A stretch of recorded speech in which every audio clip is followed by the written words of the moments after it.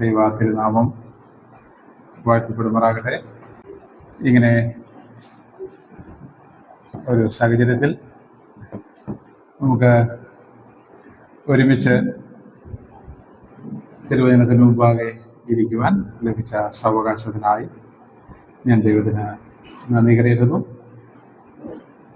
നമ്മൾ ചർച്ച ചെയ്യാൻ പോകുന്ന വിഷയം ഏതാണെന്ന് എല്ലാവർക്കും അറിയാം എന്ന് കരുതുന്നു. പ്രാരംഭമായിട്ട് നമ്മൾ ഈ മതങ്ങളെക്കുറിച്ചൊക്കെ പഠിക്കുന്നതിൻ്റെ ആത്യന്തിക ലക്ഷ്യം എന്താണ്? നമ്മുടെ വിശ്വാസം ശരിയാണോ എന്ന് അറിയുവാനാണ് മതങ്ങളെക്കുറിച്ച് പഠിക്കുന്നത് എന്നിവിടെ ഒരു അഭിപ്രായം പറഞ്ഞു. എന്നോട് യോജിക്കുന്നുണ്ടോ? ഇല്ല. പിന്നെ ഇതിനാണ് നമ്മുടെ വിശ്വാസം എൻ്റെ ഒരു അഭിപ്രായത്തിൽ ശരിയായ നിലയിൽ മറ്റുള്ളവരോട് പറഞ്ഞു മനസ്സിലാക്കിക്കുവാൻ അവരുടെ വിശ്വാസ രീതി, പൊതുവായിട്ടുള്ള ചിന്താഗതി എന്തൊക്കെയാണ് എന്ന് അറിഞ്ഞിരിക്കുക അത്യന്താപേക്ഷിതമാണ്. നമ്മൾ ഏതൊരു കാര്യവും മറ്റ് മനുഷ്യരോട് സംസാരിക്കുമ്പോൾ അതിൻ്റെ പശ്ചാത്തലം വ്യക്തമായിട്ട് അറിയാമെങ്കിൽ കൂടുതൽ കൃത്യതയോടുകൂടെ കാര്യങ്ങൾ പറയുവാനും നാം പറയുവാൻ ഉദ്ദേശിക്കുന്ന സന്ദേശം ഏത് രീതിയിൽ കണക്ട് ചെയ്ത് അത് നാം ഉദ്ദേശിക്കുന്ന ആ ലക്ഷ്യത്തിൽ എത്തിച്ചേരാൻ കഴിയുമെന്ന് നമുക്ക് വ്യക്തതയോടുകൂടെ മനസ്സിലാക്കുവാനായിട്ട് സാധിക്കും. പൊതുവെ ഉള്ള മനുഷ്യരുടെ ഒരു ചിന്ത മറ്റ് മതങ്ങളെക്കുറിച്ച് കൂടുതൽ പഠിച്ചതുകൊണ്ട് പ്രത്യേകിച്ച് എന്തെങ്കിലും വലിയ പ്രയോജനം ഉണ്ടാകും എന്നുള്ളതാണ്. അറിവിൻ്റെ അടിസ്ഥാനത്തിൽ അത് നല്ലതാണ്. മറ്റുള്ളവർ എന്ത് ചിന്തിക്കുന്നു, എന്തുകൊണ്ട് പല കാര്യങ്ങൾ പല രീതിയിൽ ചെയ്യുന്നു എന്നൊക്കെ മനസ്സിലാക്കുന്നത് അറിവ് ആർജിക്കുക എന്നുള്ള അർത്ഥത്തിൽ നല്ലൊരു ശീലമാണ്. എന്നാൽ നമ്മുടെ സാധാരണ ജീവിത രീതി അല്ലെങ്കിൽ ഒരു സാധാരണ വിശ്വാസി എന്നുള്ള നിലയിൽ നാം വലിയ അഗാധമായിട്ടുള്ള പഠനം മറ്റു മതങ്ങളെക്കുറിച്ച് ചെയ്യുന്നതുകൊണ്ട് വലിയ പ്രയോജനം ഒന്നുമില്ല. എന്നാൽ ഇത് പ്രയോജനപ്പെടുന്ന ചില മേഖലകളുണ്ട്. ചില വ്യക്തികൾ സംവാദത്തിനും വാഗ്വാദത്തിനും ഒക്കെ പോകുന്നവർക്ക് അതിനെക്കുറിച്ച് കൂടുതൽ വ്യക്തത ഉണ്ടാകണം. എന്നാലൊരു സാധാരണ വിശ്വാസി എന്നുള്ള നിലയിൽ, സാധാരണ വിശ്വാസി എന്നുള്ളത് കൊണ്ട് അർത്ഥമാക്കുന്നത് അത്യാവശ്യം സുവിശേഷത്തിന്റെ സന്ദേശം മറ്റ് വിശ്വാസങ്ങളിലുള്ളവരോട് പറയുവാൻ താല്പര്യപ്പെടുന്ന വ്യക്തി എന്നുള്ള അർത്ഥത്തിലാണ്. അപ്പോൾ അങ്ങനെയുള്ള വ്യക്തികൾക്ക് ഇവരുടെ പൊതുവായിട്ടുള്ള ചില വിശ്വാസ രീതികൾ എന്താണ്, അവർ ദൈവത്തെക്കുറിച്ച് എന്ത് ചിന്തിക്കുന്നു, അവർ മുന്നോട്ട് വയ്ക്കുന്ന രക്ഷാമാർഗം എങ്ങനെ എന്നുള്ളതിനെ കുറിച്ച് ഉള്ള സാമാന്യ ബോധം ഉണ്ടായാൽ മതിയാണ്. നാം മറ്റുള്ളവരെ കുറിച്ച് കൂടുതൽ പാണ്ഡിത്യം നേടുന്നതിനേക്കാൾ ഉപരി ഞാൻ എന്ത് വിശ്വസിക്കുന്നു എന്നുള്ളത് വളരെ കൃത്യതയോടുകൂടെ മനസ്സിലാക്കാൻ ശ്രമിക്കുകയാണ് നാം ഓരോരുത്തരും ചെയ്യേണ്ടത്. ആ നിലയിൽ ഉള്ള ഒരു സമീപനമായിരിക്കും ഇന്ന് നാം ഇവിടെ ചർച്ചയ്ക്ക് വിധേയമാക്കുന്നത്. നാം മറ്റ് വിശ്വാസങ്ങളെക്കുറിച്ച് കൂടുതൽ വിശകലനം ചെയ്യുവാനായിട്ട് താല്പര്യപ്പെടുന്നില്ല. എന്നാൽ അവരുടെ പൊതുവായിട്ടുള്ള ചില ചിന്താഗതികൾ ഒന്ന് ചെറിയ നിലയിൽ വിശകലനം ചെയ്ത് പോകാനാണ് താല്പര്യപ്പെടുന്നത്. ദൈവമെന്ന് വെച്ചാൽ ഇന്നും തീരുന്നതനുസരിച്ച് അടുത്ത ക്ലാസ്സിൽ നാളെയും നാം ലോകമതങ്ങളെക്കുറിച്ച് പഠിക്കുമ്പോൾ അറിഞ്ഞിരിക്കേണ്ട ചില പശ്ചാത്തല വിവരങ്ങളുണ്ട്. എങ്ങനെ ഇത് ഉത്ഭവിച്ചു? ഇത് മനുഷ്യന്റെ ബുദ്ധിമൂശയിൽ ഉരുത്തിരിഞ്ഞ് വന്ന ഒന്നാണ്. ഈ നിലയിൽ വ്യത്യസ്തങ്ങളായിട്ടുള്ള ചിന്താഗതികൾ, വിശ്വാസങ്ങൾ, ആചാരങ്ങൾ ഒക്കെ അനുവദിച്ച് കൊടുത്തത് ആരാണ്? അതിനെ സംബന്ധിച്ച് ബൈബിൾ എന്ത് പറയുന്നു എന്നുള്ളതിനെ കുറിച്ചാണ് നമ്മൾ ചുരുക്കമായിട്ട് ഈ ദിവസങ്ങളിൽ ഇന്നും നാളെയും ചിന്തിക്കുവാനായിട്ട് താല്പര്യപ്പെടുന്നത്. എന്താണ് മതം? പൊതുവെ എല്ലാവരും പറയുന്നത് അതൊരു അഭിപ്രായം എന്നുള്ള ചെറിയ ഒരു നിർവചനത്തിൽ ഒതുക്കുന്ന ഒരു പരിതസ്ഥിതിയാണ് നാം കാണുന്നത്. എന്നാൽ മതങ്ങളെക്കുറിച്ച് നാം ഒന്ന് ചിന്തിക്കുമ്പോൾ ഒരു തരത്തിലുള്ള വിശ്വാസ സംഹിതകൾ ഉൾക്കൊള്ളുന്നതും പല നിലകളിലുള്ള ആചാരങ്ങളും ധാർമ്മിക മൂല്യങ്ങളും ഒക്കെ അത് പവിത്രമെന്ന് കരുതി ദൈവത്തിങ്കിലേക്ക് ബന്ധപ്പെടുവാനുള്ള ഒരു മാർഗമായിട്ടാണ് മതത്തെ പൊതുവെ എല്ലാവരും കാണുന്നത്. ദൈവികമായിട്ടുള്ള അല്ലെങ്കിൽ ഈ നാം പൊതുവെ നാച്ചുറലും അല്ലെങ്കിൽ പ്രകൃതിയ നാം കാണുന്നതും സൂപ്പർ നാച്ചുറൽ ആയിട്ടുള്ള ശക്തിയോടോ സമീപിക്കുവാനോ അത് മനസ്സിലാക്കുവാനും ഒക്കെ ശ്രമിക്കുന്ന മനുഷ്യനിർമ്മിതമായിട്ടുള്ള ഒരു സംവിധാനമാണ് മതം എന്ന് പൊതുവെ നമുക്ക് ചുരുക്കത്തിൽ പറയുവാനായിട്ട് സാധിക്കും. ഈ മതത്തെക്കുറിച്ച് നാം പറയുമ്പോൾ ബൈബിളിൽ തന്നെ മതത്തിനൊരു നിർവചനം കൊടുക്കുന്നു. എന്താണ്? യാക്കോബിന്റെ ലേഖനം 1-ാം അധ്യായം അതിൻ്റെ 27-ാമത്തെ വാക്യത്തിൽ നാം വായിക്കുന്നത് ഇങ്ങനെയാണ്. യാക്കോബ് 1:27 അനാഥരെയും വിധവകളെയും അവരുടെ കഷ്ടതകളിൽ സഹായിക്കുന്നതും അതേസമയം ലോകത്തിന്റെ മാലിന്യം പുരളാതെ സ്വയം സൂക്ഷിക്കുന്നതുമാണ് പിതാവായ ദൈവത്തിന്റെ ദൃഷ്ടിയിൽ വിശുദ്ധവും നിർമ്മലവുമായ ഭക്തി. അപ്പോൾ ഈ വേദഭാഗത്ത് ഞാൻ വായിച്ചത് വേറെ ഒരു പരിഭാഷയാണ്. ഈ വായിച്ച വേദഭാഗത്തിൽ 3 കാര്യങ്ങൾ പ്രത്യക്ഷത്തിൽ നിരീക്ഷിക്കുവാൻ സാധിക്കും. ദൈവവുമായിട്ടുള്ള ബന്ധം, ഒബീഡിയൻ ലിവിങ് എങ്കിൽ അനുസരണത്തോടെയുള്ള ഒരു ജീവിതം, മറ്റുള്ളവരോടുള്ള സഹാനുഭൂതി. ഈ 3 കാര്യങ്ങളും ഈ വാക്യത്തിൽ നമുക്ക് നിരീക്ഷിക്കുവാനായിട്ട് സാധിക്കും. ദൈവവുമായിട്ടുള്ള ശരിയായിട്ടുള്ള ബന്ധം, അനുസരണയോടുകൂടിയുള്ള അല്ലെങ്കിൽ ദൈവകൽപ്പന അനുസരിച്ചുള്ള ജീവിതം, മറ്റുള്ളവരെ സഹായിക്കാനുള്ള മനസ്സ്. അപ്പോൾ ചുരുക്കത്തിൽ ഈ 3 കാര്യങ്ങൾ ഇതിനകത്ത് നിരീക്ഷിക്കാൻ സാധിക്കും. അപ്പോൾ ബൈബിൾ അനുസരിച്ച് മതമെന്ന് പറയുമ്പോൾ ദൈവവുമായിട്ട് പുനഃസ്ഥാപിക്കപ്പെട്ട ഒരു ബന്ധത്തിൽ ജീവിക്കുന്ന ഒന്നിനെ മതമെന്ന് ചുരുക്കത്തിൽ നമുക്ക് പറയുവാനായിട്ട് സാധിക്കും. ഇതിന്റെ പശ്ചാത്തലം ആദ്യ മനുഷ്യൻ പാപം ചെയ്ത മനുഷ്യൻ ദൈവത്തിൽ നിന്ന് അകന്നുപോയി. അതുകൊണ്ടാണ് ഈ സംഭവവികാസങ്ങളും മറ്റു പല രീതിയിലുള്ള വിശ്വാസ ആചാരങ്ങളും ഒക്കെ ഉണ്ടായി വന്നിട്ടുള്ളത്. നാം മതങ്ങളെക്കുറിച്ച് ചിന്തിക്കുമ്പോൾ 2 നിലയിലുള്ള വീക്ഷണമാണ് മതത്തെക്കുറിച്ച് നമുക്ക് കാണുവാനായിട്ട് സാധിക്കും. ഒന്ന് മാനുഷിക വീക്ഷണവും, 2 ബൈബിളിന്റെ വീക്ഷണവും. മാനുഷിക വീക്ഷണത്തിൽ മതമെന്നാൽ മനുഷ്യൻ ദൈവത്തെ തേടിപ്പോകുന്നു എന്നോട് പറയാം. മാനുഷിക വീക്ഷണത്തിൽ മതമെന്നാൽ മനുഷ്യൻ ദൈവത്തെ തേടി പോകുന്നു. എങ്ങനെയാണ് ദൈവത്തെ തേടി പോകുന്നത്? ചില ആചാരങ്ങൾ, ചില സൽപ്രവർത്തികൾ, ചില മധ്യസ്ഥരിൽ കൂടെ, അതുപോലെ യാഗാർപ്പണത്തിൽ.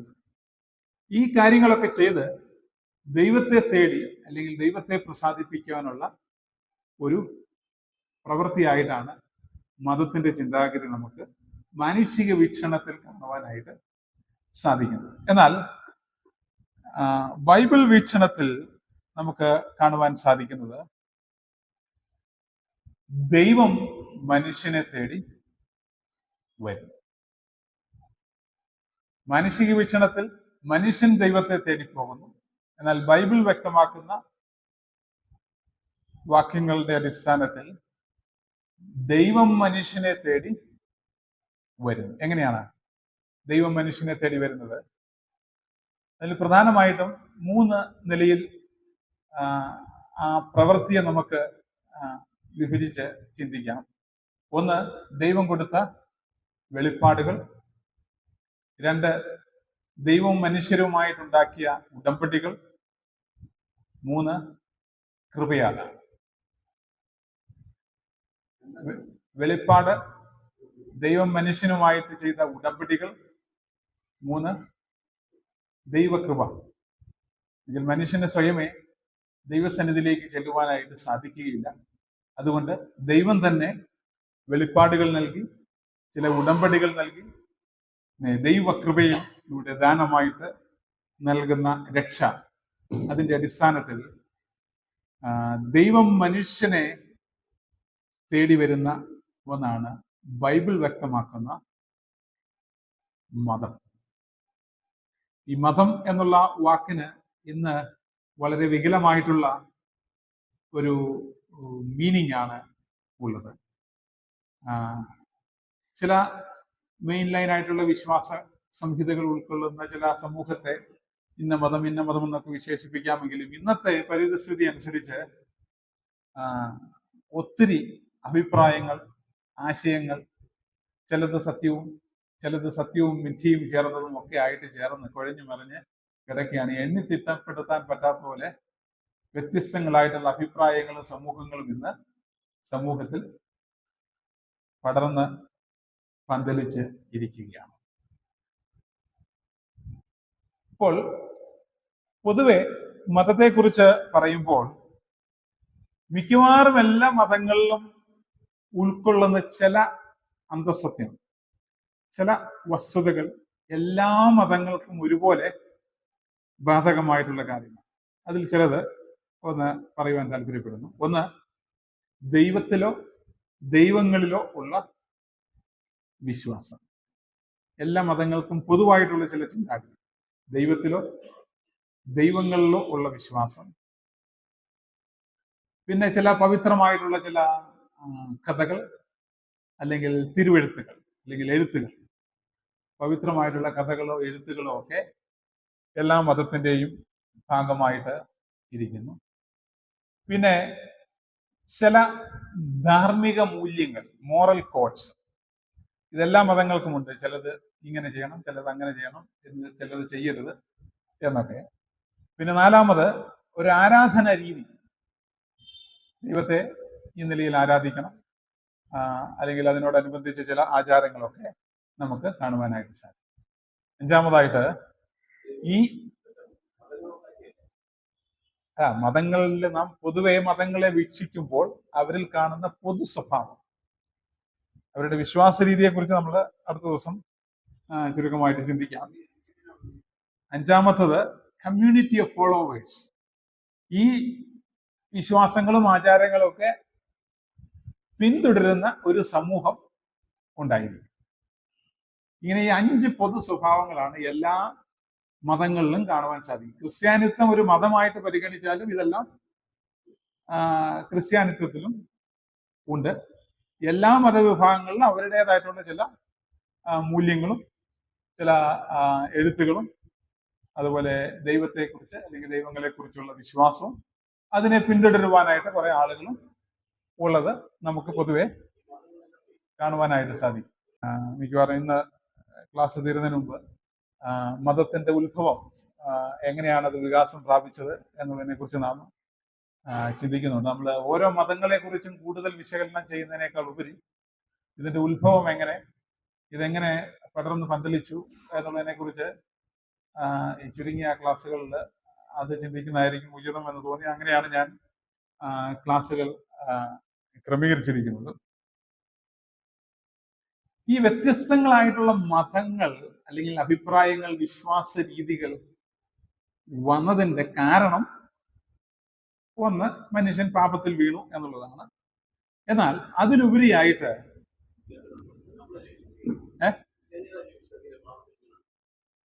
അതാണ് പൊതുവെ ബൈബിൾ വീക്ഷണത്തിൽ.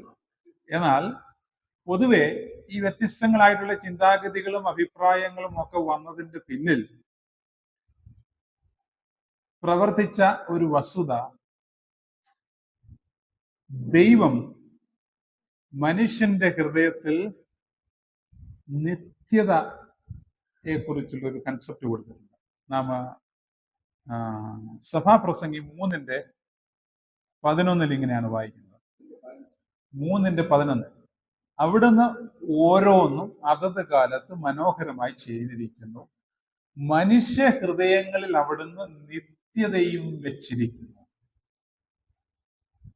മനുഷ്യ ഹൃദയങ്ങളിൽ അവിടുന്ന് നിത്യത വെച്ചിരിക്കുന്നു. അപ്പോൾ ജീവിതം ഇവിടം കൊണ്ട് അവസാനിക്കുന്നതല്ല, ഇതിനപ്പുറം ഒന്നുണ്ട് എന്നുള്ളത് മനുഷ്യ ഹൃദയങ്ങളിൽ ദൈവം വെച്ചിരിക്കുന്നു. അതുകൊണ്ടാണ് എല്ലാ മനുഷ്യരും ഈ ലോക ജീവിതത്തിനപ്പുറം എന്ത് എന്നുള്ളൊരു ചിന്ത ഉണ്ടാകുകയും അത് അവരുടെ ബുദ്ധിവീഴ്ചയിൽ മെനഞ്ഞെടുക്കാൻ പല പരിശ്രമങ്ങളും നടത്തി. അതിൻ്റെ തിക്തഫലമാണ് ഈ കാണുന്ന മതങ്ങളും വിശ്വാസങ്ങളും ആചാരങ്ങളും എല്ലാം. എന്നാൽ ഒരു വസ്തുത ഈ സന്ദർഭത്തിൽ നാം മനസ്സിലാക്കേണ്ടത്, മതങ്ങൾക്കൊരിക്കലും നിത്യത വാഗ്ദത്തം ചെയ്യുവാനായിട്ട് കഴിയുകയില്ല. നിത്യത വാഗ്ദത്തം ചെയ്യുവാൻ കഴിയുന്നത് ഒരാൾക്ക് മാത്രമേ സാധിക്കുകയുള്ളൂ. അത് ക്രിസ്തു മതത്തിനും പറ്റുകയില്ല. നിത്യത വാഗ്ദത്തം ചെയ്യുവാൻ കഴിയുന്നത് ക്രിസ്തുവിന് മാത്രമേ പറ്റുള്ളൂ. ക്രിസ്തു മതവും ക്രിസ്തു മാർഗവും തമ്മിൽ വലിയ അന്തരമുണ്ട്. മറ്റു മതങ്ങളെ കുറിച്ച് പോകുന്നതിന് മുന്നേ വളരെ ചുരുക്കമായിട്ട് നമ്മൾ ക്രിസ്തു മതത്തെക്കുറിച്ച് ഒന്ന് മനസ്സിലാക്കിയിരിക്കേണ്ടത് ആവശ്യമാണ്. നിത്യത കർത്താവിന് മാത്രമേ വാഗ്ദത്തം ചെയ്യാൻ കഴിയുള്ളൂ. യോഹന്നാന്റെ സുവിശേഷം 14:6 നാം എന്താണ് വായിക്കുന്നത്? ഞാൻ തന്നെ വഴിയും സത്യവും ജീവനുമാകുന്നു, ഞാൻ മുഖാന്തരമല്ലാതെ ആരും പിതാവിന്റെ സന്നിധിയിൽ എത്തുന്നില്ല. അപ്പോൾ മനുഷ്യന്റെ ഹൃദയങ്ങളിൽ ദൈവം നിത്യത കൊടുത്തിരിക്കുന്നു.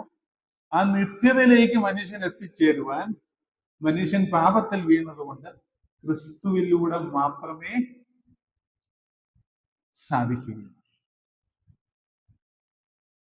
ഇതാണ് എല്ലാ വിശ്വാസങ്ങളും ക്രിസ്തുമാർഗവും തമ്മിലുള്ള വൈരുദ്ധ്യം എന്ന് നാം വളരെ വ്യക്തതയോടുകൂടെ മനസ്സിലാക്കേണ്ടത് ആവശ്യമാണ്. ഇനി ക്രിസ്ത്യാനിത്വവും അടുത്തൊരു ടോപ്പിക്ക്. നമ്മൾ മതങ്ങളെ കുറിച്ച് ചില ആമുഖമായിട്ട് ചില കാര്യങ്ങൾ നാം ചിന്തിക്കുകയുണ്ടായി. ഇനി ക്രിസ്ത്യാനിത്വം അല്ലെങ്കിൽ ക്രിസ്തുമാർഗവും മറ്റു മതങ്ങളും ദൈവത്തെ അന്വേഷിച്ചുള്ള മറ്റു മതങ്ങളും തമ്മിലുള്ള ആത്യന്തികമായിട്ടുള്ള വ്യത്യാസം എന്തൊക്കെ എന്ന് നമുക്കൊന്ന് ചുരുക്കമായിട്ട് ചിന്തിക്കാം. എന്തെങ്കിലും ക്വസ്റ്റ്യൻ ഉണ്ടോ ഇത്രയും പറഞ്ഞതിനോടനുബന്ധിച്ച്? അല്ലെങ്കിൽ ക്രിസ്ത്യാനിത്വവും അല്ലെങ്കിൽ ക്രിസ്തുമാർഗവും മറ്റു മതങ്ങളും തമ്മിലുള്ള ആത്യന്തികമായിട്ടുള്ള വ്യത്യാസം എന്ത് എന്ന് നമുക്ക് ചിന്തിക്കാം. മതങ്ങൾ പറയുന്നത് മനുഷ്യൻ ദൈവത്തെ കണ്ടെത്തണം. കോർ ഡിഫറൻസ് ഒരൊറ്റ വാചകത്തിൽ പറയുകയാണെങ്കിൽ മതങ്ങൾ മനുഷ്യൻ ദൈവത്തെ കണ്ടെത്തണമെന്ന് പറയുന്നു. എന്നാൽ ക്രിസ്ത്യാനിത്വം പറയുന്നത് അല്ലെങ്കിൽ ക്രിസ്തുമാർഗം പറയുന്നത് ദൈവം മനുഷ്യന്റെ അടുത്തേക്ക് ഇറങ്ങി വന്നു. God has made a way to humans. ഇതാണ് ആത്യന്തികമായിട്ടുള്ള വ്യത്യാസം. ഇതൊരു ചെറിയ വ്യത്യാസമല്ല. ഇത് രണ്ട് ധ്രുവങ്ങളിലേക്ക് സഞ്ചരിക്കുന്ന നിലയിൽ വലിയ അന്തരമുള്ളതും അതൊരിക്കലും ഒരുമിച്ച് വയ്ക്കാൻ പറ്റാത്തതുമായിട്ടുള്ള വലിയ അന്തരമാണ് ക്രിസ്ത്യാനിത്വവും മറ്റു മതങ്ങളും തമ്മിലുള്ള ആത്യന്തികമായിട്ടുള്ള വ്യത്യാസം. പിന്നെ മതങ്ങളുടെയും ക്രിസ്ത്യാനിത്വത്തിന്റെയും വീക്ഷണത്തിലുള്ള വ്യത്യാസം. ദൈവത്തിങ്കിലേക്ക് എത്തുവാൻ, അല്ലെങ്കിൽ അവർ മുകളിലേക്ക് നോക്കി ദൈവസന്നിധിയിലേക്ക് എത്തുവാനായിട്ട് സ്വീകരിക്കുന്ന മാർഗങ്ങൾ, സൽപ്രവൃത്തി, ആചാരങ്ങൾ, യാഗങ്ങൾ, കൂടുതൽ ചിട്ടയോടുകൂടിയുള്ള ജീവിതം, ധ്യാനം, അറിവ് സമ്പാദിക്കുക, പുണ്യസ്ഥലങ്ങൾ സന്ദർശിക്കുക, സ്വയം ത്യജിക്കുക, ഇതൊക്കെയാണ് മറ്റു മതങ്ങൾ ദൈവത്തിങ്കിലേക്ക് അടുത്ത് ചെല്ലുവാനായിട്ട് അവർ ശ്രമിക്കുന്നത്. ചുരുക്കി പറഞ്ഞാൽ മനുഷ്യൻ, പ്രയത്നം, ദൈവം. മനുഷ്യന്റെ പ്രയത്നത്തിലൂടെ ദൈവത്തിൽ സന്നിധിയിലേക്ക് ചെല്ലാം. എന്നാൽ ക്രിസ്ത്യാനിത്വം നേരെ വിപരീതമാണ്. ദൈവം തന്നെത്താൻ വെളിപ്പെടുത്തി, ദൈവം മനുഷ്യനായിട്ട് അവതരിച്ചു, ദൈവം രക്ഷയൊരുക്കി. ക്രിസ്ത്യാനിത്വത്തിന്റെ പാറ്റേൺ നാം പരിശോധിക്കുമ്പോൾ ദൈവം, കൃപ, മനുഷ്യൻ. ദൈവകൃപയാൽ മനുഷ്യന് രക്ഷ ഒരുക്കുന്നു. അതുകൊണ്ടാണ് എഫേസ്യ ലേഖനം 2-ാം അധ്യായം 8-9 വാക്യങ്ങൾ വളരെ പ്രസക്തമായിരിക്കുന്നത്. കൃപയാലല്ലോ വിശ്വാസം മൂലം നിങ്ങൾ രക്ഷിക്കപ്പെട്ടിരിക്കുന്നത്, അതിനാരും പ്രശംസിപ്പാതിരിക്കാൻ പ്രവൃത്തികളും കാരണമല്ല എന്ന് വളരെ വ്യക്തമായിട്ട് തിരുവചനം നമ്മെ ഓർമ്മിക്കുന്നു. മൂന്നാമത്തെ, മതങ്ങളും ക്രിസ്ത്യാനിത്വവും തമ്മിലുള്ള വലിയ വ്യത്യാസം എന്നുള്ളത്, ക്രിസ്ത്യാനിത്വം കേന്ദ്രീകരിക്കപ്പെട്ടിരിക്കുന്നത് ഒരു വ്യക്തിയിലാണ്. എന്നാൽ മറ്റ് മതങ്ങൾ കേന്ദ്രീകരിക്കപ്പെട്ടിരിക്കുന്നത് ഒരു സംവിധാനങ്ങളിലാണ്. അവർക്കെല്ലാവർക്കും വർക്ക് ചെയ്യാനുള്ള ഒരു സിസ്റ്റമുണ്ട്. ആ സിസ്റ്റവും വ്യക്തിയും തമ്മിൽ വലിയ അന്തരമുണ്ട്. യേശു കർത്താവ് ഭൂമിയിലായിരുന്നപ്പോൾ ഞാനൊരു വഴി കാണിച്ചു തരാം എന്നല്ല പറഞ്ഞത്. യേശു കർത്താവ് പറഞ്ഞതാണ്, ഞാൻ തന്നെ വഴിയും സത്യവും ജീവനും, ഞാനാകുന്നു വഴി, മറ്റെല്ലാവരും ഇതാണ് വഴി എന്നാണ് മറ്റു മതങ്ങളും വിശ്വാസങ്ങളും എല്ലാം പഠിപ്പിക്കുന്നത്. അതുകൊണ്ട് ക്രിസ്ത്യാനിത്വം ഒന്നിനോടും തുലനം ചെയ്യാൻ പറ്റാത്ത നിലയിൽ ഉന്നതിയിൽ നിൽക്കുന്ന ഒരു രക്ഷാമാർഗമാണ്. ദൈവവുമായിട്ട് ബന്ധം പുലർത്തുവാൻ കഴിയുന്ന ഏക മാർഗം ക്രിസ്ത്യാനിത്വം മാത്രമാണ്, അല്ലെങ്കിൽ ക്രിസ്തുവിലൂടെ മാത്രമേ സാധിക്കുകയുള്ളൂ. ഇങ്ങനെ പറയുമ്പോൾ ചില ചോദ്യങ്ങൾ പൊതുവെ ഉയർന്നു വരാം. അപ്പൊ ക്രിസ്തു മനുഷ്യനായിട്ട് അവതരിക്കുന്നതിന് മുമ്പ് എങ്ങനെയാണ് രക്ഷ ഉണ്ടായത്, അല്ലെങ്കിൽ മനുഷ്യൻ ദൈവവുമായിട്ട് എങ്ങനെ ബന്ധം പുലർത്തി എന്നുള്ളത് ക്രിസ്തു ശാസ്ത്രത്തിലൊക്കെ പഠിപ്പിക്കുകയും ചെയ്യുന്നത്, ക്രിസ്തു തന്റെ അവതാരത്തിന് മുമ്പേ ഉള്ള വ്യക്തിയാണ്. ആ അർത്ഥത്തിൽ ക്രിസ്തുവിലൂടെയാണ് രക്ഷയെക്കുറിച്ച് പഠിക്കുമ്പോൾ നാം മനസ്സിലാക്കുന്ന ഒരു വസ്തുത, ക്രിസ്തുവിന്റെ ക്രൂശുമരണത്തിന് മുൻപ് രക്ഷിക്കപ്പെട്ട വ്യക്തികളുടെ സുവിശേഷത്തിന്റെ ഉള്ളടക്കം എന്നുള്ളത്, ഒരു രക്ഷകൻ വരാൻ പോകുന്നു, നമുക്ക് വേണ്ടി യാഗമായി തീരുവാൻ പോകുന്നു, ഇപ്പോൾ അർപ്പിക്കപ്പെടുന്ന സകല യാഗങ്ങളുടെയും പൂർത്തീകരണം ആ മശിഹ കൊണ്ടുവരും, അല്ലെങ്കിൽ രക്ഷകൻ കൊണ്ടുവരും, അതിലൂടെ രക്ഷ ലഭിക്കുമെന്നുള്ള വിശ്വാസത്താലാണ് എല്ലാവരും ആ പ്രതീക്ഷയിലായിരുന്നു അവരുടെ വിശ്വാസവും ജീവിതം. എന്നാൽ ക്രൂശുമരണത്തിന് ശേഷം ഇന്ന് വിശ്വസിക്കുന്ന നാം, എനിക്കൊരു രക്ഷ ഒരുക്കി കാൽവരി ക്രൂശിൽ സകല പാപത്തിനും പരിഹാരം വരുത്തി എന്നുള്ളത് കൊണ്ട് എനിക്ക് വേണ്ടി രക്ഷ ഒരുക്കിയ ക്രിസ്തുവിലേക്ക് തിരിഞ്ഞു നോക്കി, മുന്നോട്ട് നോക്കുക, തിരിഞ്ഞു നോക്കുക, ഈ രണ്ട് വ്യത്യാസമേ കാലക്രമം അനുസരിച്ച് നമുക്ക് കാണുവാനായിട്ട് സാധിക്കും. നാലാമതായിട്ട്, മറ്റു മതങ്ങളും ക്രിസ്ത്യാനിത്വവും തമ്മിലുള്ള വ്യത്യാസം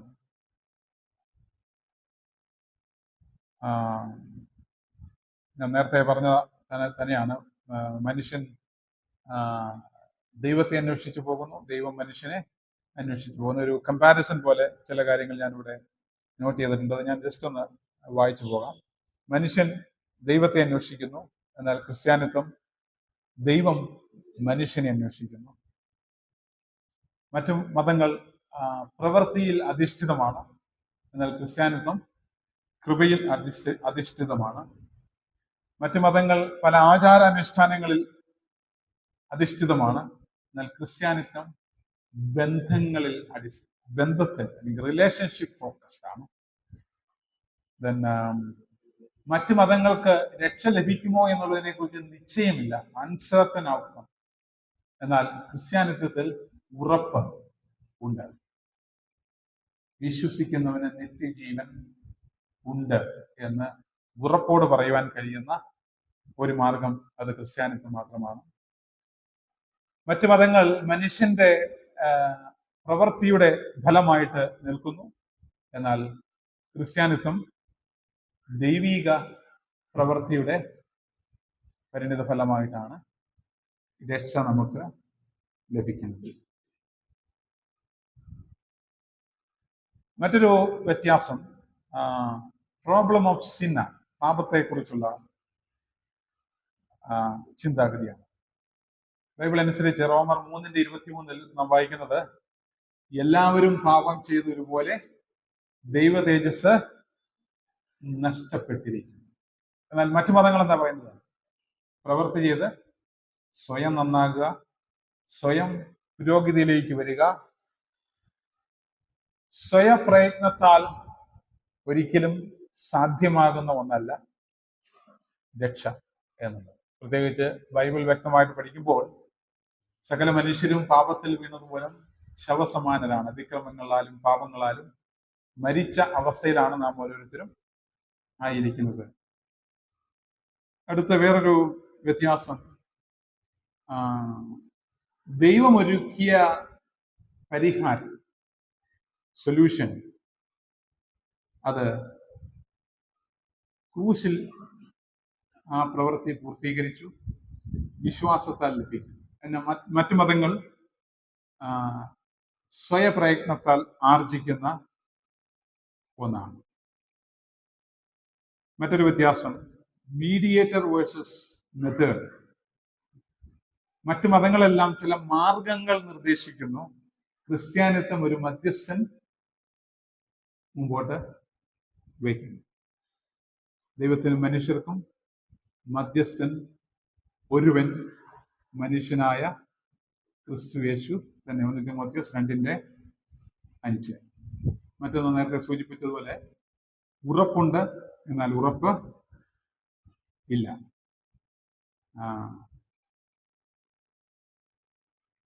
ഇത് മറ്റു മതങ്ങളുടെ ചിന്താഗതിയും ക്രിസ്ത്യാനിത്വത്തിന്റെ ചിന്താഗതിയും ഒന്ന് ചിത്രീകരിക്കുകയാണെങ്കിൽ, മതങ്ങളെല്ലാം ഒരു വലിയ സമുദ്രം സ്വയം നീന്തിക്കടന്ന് അക്കരെ എത്തുന്ന ഒരു പ്രതീതിയാണ് മുമ്പോട്ട് വയ്ക്കുന്നത്.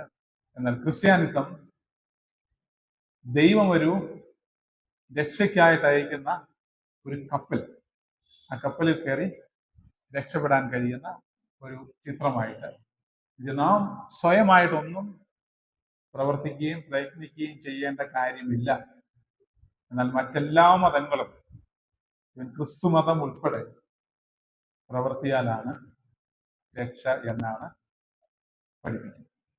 അടുത്ത ടോപ്പിക്കിലേക്ക് പോകുന്നതിന് മുമ്പ് എന്തെങ്കിലും ചോദിക്കാനുണ്ടെങ്കിൽ ചോദിക്കാം. ക്രിസ്തുമതം പ്രവൃത്തിയാലല്ല, ക്രിസ്തുമതം ഉൾപ്പെടെ പ്രവൃത്തിയാലാണ് രക്ഷ അല്ലെങ്കിൽ മോക്ഷപ്രാപ്തി ലഭിക്കുന്നത് എന്നാണ്. ക്രിസ്തുമാർഗം അത് വിശ്വാസത്താൽ ദൈവകൃപയാൽ മാത്രം രക്ഷ ലഭിക്കുന്നതും, മറ്റെല്ലാ മതങ്ങളും ക്രിസ്തുമതം ഉൾപ്പെടെ സകലതും പ്രവൃത്തിയാൽ രക്ഷ ലഭിക്കുമെന്ന് പഠിപ്പിക്കുകയും വിശ്വസിക്കുകയും ചെയ്യുന്ന രീതിയാണ്. ഞാൻ എന്താണ് ക്രിസ്തുമതത്തിന്റെ ചിന്താഗതി എന്നുള്ളത് ആ, ക്രിസ്തുമതവും ക്രിസ്തുമാർഗവും തമ്മിൽ വലിയ അന്തരമുണ്ട്. ഇന്ന് ഈ ക്രിസ്തു മതം എന്ന് പറയുന്നത് മറ്റു മതങ്ങൾ പഠിപ്പിക്കുന്ന പോലെയൊക്കെ തന്നെയുള്ളൂ. അവർക്കുണ്ട് ആചാരങ്ങളുണ്ട്, അനുഷ്ഠാനങ്ങളുണ്ട്, സൽപ്രവൃത്തി ചെയ്യുക, വിശുദ്ധ ജീവിതം നയിക്കുക. അതിന് പല പല പേരുകൾ പലരും കൊടുക്കുന്നു എന്ന് മാത്രമേ ഉള്ളൂ.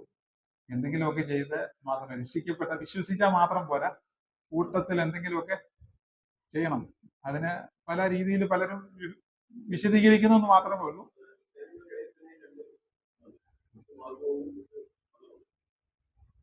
ക്രിസ്തു മാർഗമാണ് ബൈബിൾ മുമ്പോട്ട് വയ്ക്കുന്നത്. ക്രിസ്തു ഒരു മതം സ്ഥാപിക്കാൻ വന്ന വ്യക്തിയല്ല, ദൈവത്തിങ്കിലേക്ക് മനുഷ്യനെ അടുപ്പിക്കുവാൻ വന്ന വഴിയാണ്. ഇതിനെക്കുറിച്ചുള്ള വ്യക്തത പലർക്കും ഇല്ല. വളരെ ചുരുക്കമായിട്ട് ഈ അടുത്ത ഭാഗത്തിന് ശേഷം അല്ലെങ്കിൽ നാളെ നമുക്ക് എന്താണ് ക്രിസ്തു മതത്തിന്റെ പഠിപ്പിക്കൽ എന്ന് നമുക്ക് ചിന്തിക്കാം. വേറെ ചോദ്യങ്ങളൊന്നുമില്ലെങ്കിൽ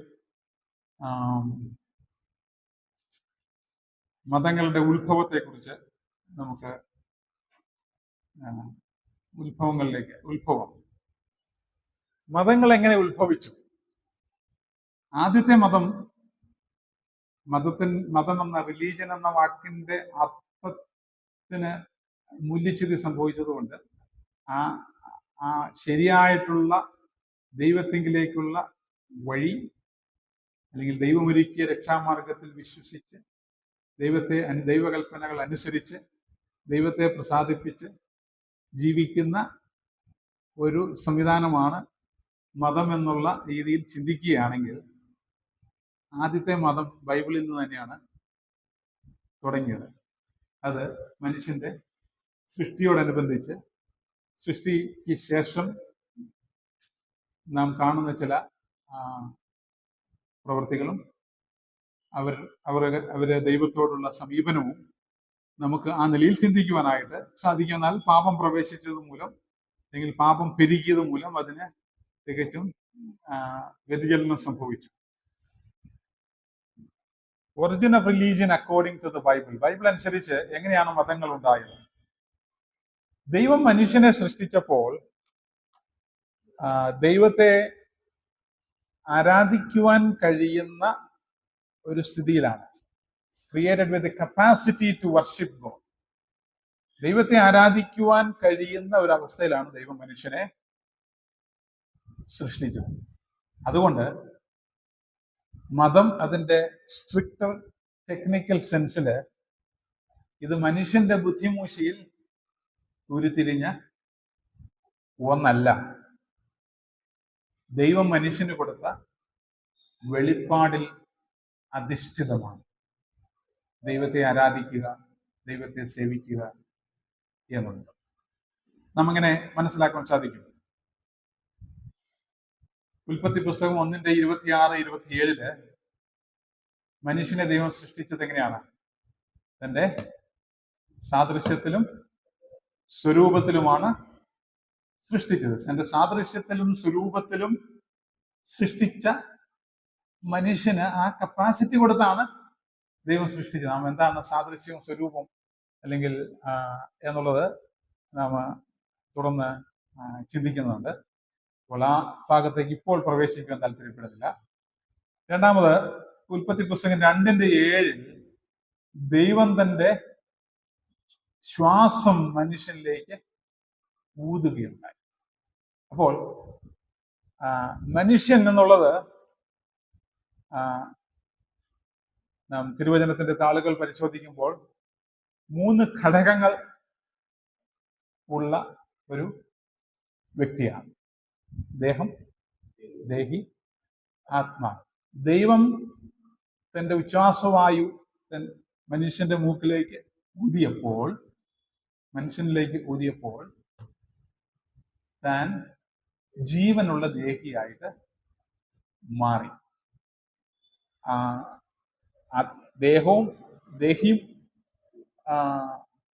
ദേഹിയും ആത്മാവും നമുക്ക് ഏത് നിലയിൽ വേർതിരിക്കാൻ പറ്റുമെന്നുള്ളത് അത് വേറൊരു വിഷയം.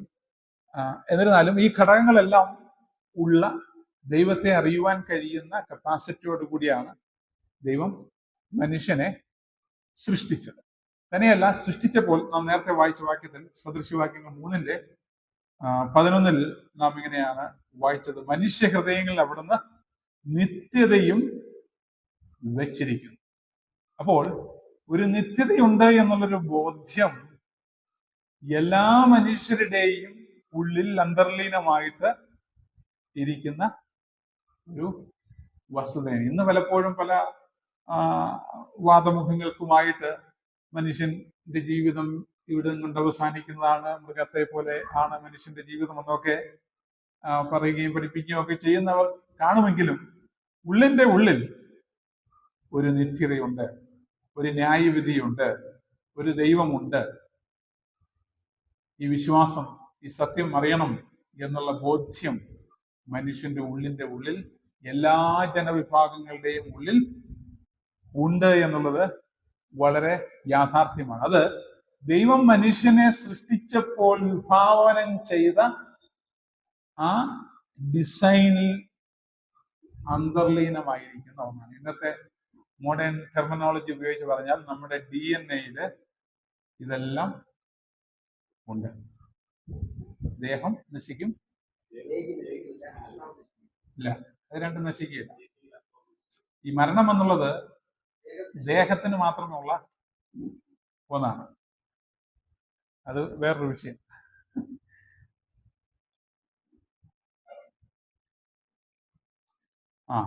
അടുത്തത് ആദ്യത്തെ ആക്ട് ഓഫ് വർഷിപ്പ്. ആദ്യം മനുഷ്യൻ ആരാധിച്ച സംഭവം ബൈബിളിൽ നാം കാണുന്നുണ്ട്. ഉൽപ്പത്തി പുസ്തകം 4-ാം അധ്യായം 3 മുതൽ 5 വരെയുള്ള വാക്യങ്ങൾ. ഉൽപ്പത്തി 4:3 മുതൽ 5 വരെ കയീനും ഹാബേലും യാഗമർപ്പിക്കുന്ന ഒരു ചിത്രമാണ് നമുക്കിവിടെ കാണുവാനായിട്ട് സാധിക്കുന്നത്. ആ സംഭവത്തെക്കുറിച്ച് എബ്രായ ലേഖനം നൽകുന്ന പരാമർശം എന്താണ്? 11:4 ഹാബേൽ വിശ്വാസത്താൽ യാഗമർപ്പിച്ചു. ഇപ്പോൾ എന്ത് വിശ്വാസമായിരുന്നു ഹാബേൽ ഉണ്ടായിരുന്നത്? ഈ സഭാപ്രസംഗിൽ നമ്മൾ വായിച്ചതുപോലെ നിത്യതയുണ്ട്, ഒരു ദൈവമുണ്ട്, ദൈവത്തെ ആരാധിക്കണം, ദൈവത്തെ മഹത്വപ്പെടുത്തണം എന്നുള്ളൊരു ചിന്തയും വിചാരവുമാണല്ലോ ഒരു വ്യക്തിയെ ആരാധനയ്ക്കുള്ള പ്രചോദനത്തിലേക്ക് നയിക്കുന്നത്. എങ്കിൽ ദൈവം നമുക്ക് നൽകിയ അനുഗ്രഹത്തിന്റെ, അല്ലെങ്കിൽ ദൈവം എന്നെ രക്ഷിച്ച ആ വിധം ഓർത്ത് നന്ദി പറയുന്ന ഒരു പ്രവൃത്തിയാണ്, അല്ലെങ്കിൽ ദൈവത്തിന്റെ മഹത്വത്തെ പ്രകീർത്തിക്കുകയും വർണ്ണിക്കുകയും ചെയ്യുന്ന ഒരു പ്രക്രിയയാണല്ലോ പൊതുവെ ബൈബിൾ മുഴുവൻ നാം പരിശോധിക്കുമ്പോൾ ആരാധന എന്നുള്ള ചിത്രത്തിൽ നമുക്ക് കാണുവാനായിട്ട് സാധിക്കുന്നത്. യാഗാർപ്പണത്തിലൂടെ ചില പ്രവൃത്തികളിലൂടെയൊക്കെ അത് കാണുന്നു എന്നുള്ളത് മാത്രം. അവിടെ ആദ്യത്തെ ആരാധന സത്യദൈവത്തെ ആരാധിച്ച ഒരു ചിത്രമാണ് നമുക്ക് കാണുവാനായിട്ട് സാധിക്കും. ഇവിടെ നാം കാണേണ്ടത് ഈ ആദ്യത്തെ ആരാധനയിൽ തന്നെ യാഗാർപ്പണം ഉണ്ടായിരുന്നു എന്നത്. ഈ യാഗാർപ്പണത്തെ കുറിച്ചുള്ള ചിന്താഗതി എങ്ങനെ വന്നു? ഉൽപ്പത്തി 3:15 സ്ത്രീയുടെ സന്തതി സർപ്പത്തിന്റെ തല തകർക്കും. രക്ഷണ്യ പ്രവൃത്തിയെക്കുറിച്ച് മനുഷ്യൻ പാപത്തിൽ വീണ അന്ന് തന്നെ മനുഷ്യന് വെളിപ്പെടുത്തി നൽകി എന്നുള്ളത്. ഈ ഒരു വെളിപ്പാടിന്റെ അടിസ്ഥാനത്തിലാണ് ഇവർ യാഗം അർപ്പിക്കുവാനായിട്ട്, ആ യാഗാർപ്പണത്തിൽ അന്തർലീനമായിരിക്കുന്ന അതിന്റെ ഉള്ളടക്കത്തിൽ ചില ഏറ്റക്കുറച്ചിലുകളൊക്കെ കാണും അതിന്റെ കാലാനുസൃതമായിട്ട്. പക്ഷേ ഒരു പരമയാഗത്തിന്റെ ചിത്രമാണ് അവർ അർപ്പിച്ച യാഗങ്ങളെല്ലാം. വിശ്വാസത്താൽ യാഗമർപ്പിക്കുമ്പോൾ അതിലുള്ള ഉള്ളടക്കത്തിൽ ഏറ്റക്കുറച്ചിലുണ്ടാകും. കാരണം ലേവ്യ പുസ്തകം നാം വായിക്കുമ്പോൾ 5 യാഗങ്ങളെ കുറിച്ച് പറയുമ്പോൾ അതിന് ഓരോ കാര്യത്തിന് വേണ്ടി പല വിശദീകരണങ്ങൾ കൊടുക്കുന്നുണ്ട്. അതിലെ യാഗാർപ്പണത്തിൽ അവർ മനസ്സിലാക്കിയ ചിന്തിച്ച ഉള്ളടക്കത്തിലുള്ള വ്യത്യാസങ്ങൾ ഏറ്റക്കുറച്ചിൽ കാണും. എന്നാൽ പൊതുവെ യാഗാർപ്പണം എന്നുള്ളത് ദൈവത്തോടുള്ള വിശ്വാസവും പ്രതിബദ്ധതയും ദൈവം എനിക്ക് നൽകിയ അനുഗ്രഹത്തിന്റെ ഒരു നന്ദി സൂചകമായിട്ട് നാം അർപ്പിക്കുന്ന ഒരു പ്രക്രിയയാണ് യാഗം. പഴയ നിയമത്തിൽ നാം കൂടുതലായിട്ട് അക്ഷരീക യാഗങ്ങളാണ് കാണുന്നത്. പുതിയ നിയമത്തിലേക്ക് വരുമ്പോൾ ആത്മീയ യാഗങ്ങൾ നാം കാണുന്നു. അതിന്റെ കാരണം പ്രത്യേകിച്ച് ക്രിസ്തു പരമയാഗമായി തീർന്നതുപോലെ പഴയ നിയമത്തിൽ അർപ്പിച്ചു വന്ന രീതിയിലുള്ള യാഗാർപ്പണത്തിന്റെ ആവശ്യം ഇന്ന് ഇല്ല. അപ്പോൾ ശരിയായിട്ടുള്ള മതം എന്നുള്ളത്, true religion begins with obedient worship based on God's instruction and not human preference. ദൈവം നൽകിയ നിർദ്ദേശങ്ങൾക്ക് അനുസൃതമായിട്ട് അതിനോടുള്ള വിധേയത്വം പുലർത്തിക്കൊണ്ട് ദൈവത്തെ ആരാധിക്കുന്ന ഒന്നാണ്. അല്ലാതെ മനുഷ്യന്റെ സ്വാതന്ത്ര്യത്തിലോ അല്ലെങ്കിൽ അവരുടെ പ്രിഫറൻസിന്റെ അടിസ്ഥാനത്തിൽ ക്രോഡീകരിക്കപ്പെട്ട ഒന്നല്ല യഥാർത്ഥത്തിലുള്ള മതം അല്ലെങ്കിൽ ആരാധനാ രീതി, ദൈവവുമായിട്ട് ബന്ധപ്പെടേണ്ട രീതി. എന്നാൽ മനുഷ്യൻ പാപത്തിലേക്ക് വീണപ്പോൾ ഇതിന് വലിയ അന്തരം സംഭവിച്ചു.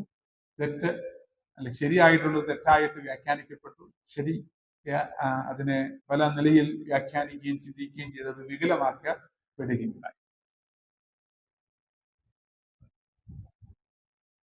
തന്നെയുമല്ല, മുമ്പുള്ള humanity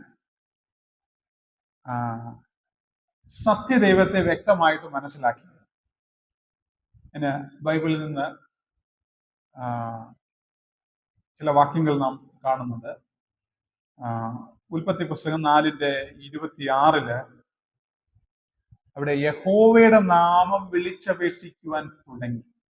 people began to call upon the name of the Lord. യഹോവയുടെ നാമം വിളിച്ചപേക്ഷിക്കുവാനായിട്ട് തുടങ്ങി എന്നവിടെ കാണുന്നു. അതുപോലെ ഹാനോക്ക് ദൈവത്തോടു കൂടെ നടന്നു. ഉൽപ്പത്തി 5:24.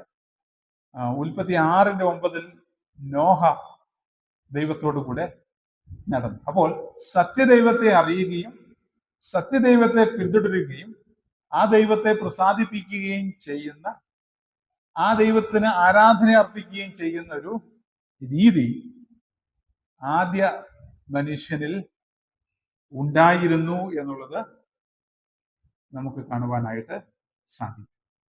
നാം ചരിത്രം നാം പരിശോധിക്കുമ്പോൾ തെറ്റായിട്ടുള്ള ചിന്താഗതി, ദൈവത്തെക്കുറിച്ചുള്ള വികലമായിട്ടുള്ള ചിന്താഗതി ഉത്ഭവിച്ചത് എപ്പോഴാണ്? പാപത്തിൽ വീണ് അതിന്റെ കൃത്യമായിട്ട് പറയുകയാണെങ്കിൽ അതിന്റെ വികലമായിട്ടുള്ള ചിന്താഗതി അതിന്റെ മൂർധന്യ അവസ്ഥയിൽ എത്തിയത് ബാബേൽ ഗോപുരത്തോടുള്ള ബന്ധത്തിലാണ്. അപ്പോൾ ഞാൻ പറയാൻ ശ്രമിച്ചത്, തെറ്റായിട്ടുള്ള വിശ്വാസങ്ങൾ രൂപപ്പെടുകയും അതൊരു ഏതെങ്കിലും നിലയിൽ മനുഷ്യന്റെ ബുദ്ധിമൂശയിൽ ഉരുത്തിരിഞ്ഞ് വരുന്നതിന് മുന്നേ തന്നെ സത്യദൈവത്തെ കുറിച്ചുള്ള അറിവും സത്യദൈവത്തെ ആരാധിക്കുന്ന ഒരു പതിവും ആദ്യ മനുഷ്യനിൽ ഉണ്ടായിരുന്നു. ചുരുക്കി പറഞ്ഞാൽ ബഹുദൈവ വിശ്വാസത്തെക്കാൾ പഴക്കമുള്ളതാണ് ത്രിയേകദൈവ വിശ്വാസം. ഏകദൈവ വിശ്വാസം എന്ന് നാം പറയുമ്പോൾ തന്നെ അതിനെക്കുറിച്ചുള്ള വ്യക്തമായിട്ടുള്ള വെളിപ്പാട് പ്രാരംഭത്തിൽ ലഭിച്ചിരുന്നില്ലെങ്കിലും നമുക്ക് അതിനുള്ള സൂചനകൾ നമുക്ക് കാണുവാനായിട്ട് സാധിക്കും. പിന്നെ പല ആളുകളും ചിന്തിക്കുന്ന ത്രിയേകത്വം പുതിയ നിയമത്തിലെ ഒരു ഉപദേശമാണ് എന്നാണ്. അങ്ങനെയല്ല. പഴയ നിയമത്തിലെ പുസ്തകങ്ങൾ മാത്രം എടുത്തുകൊണ്ട് ഏകത്വത്തിലെ ബഹുത്വം നമുക്ക് വളരെ നിസ്സാരമായിട്ട് സ്ഥാപിക്കാൻ കഴിയുന്ന കാര്യമാണ്. അപ്പോൾ ഏകദൈവം വിശ്വാസം, ദൈവം ഒന്നേ ഉള്ളൂ. എന്നാൽ ആ സത്തയിൽ 3 വ്യക്തികൾ ഉണ്ട് എന്നുള്ളത് പഴയ നിയമം നൽകുന്ന ഒരു ചിത്രമാണ്. ആ വിഷയത്തിലേക്ക് പോകാൻ നമുക്കിപ്പോൾ സമയമില്ലല്ലോ. ഇനി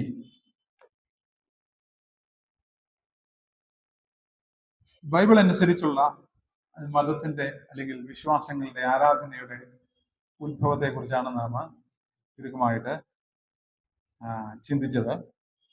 ഇനി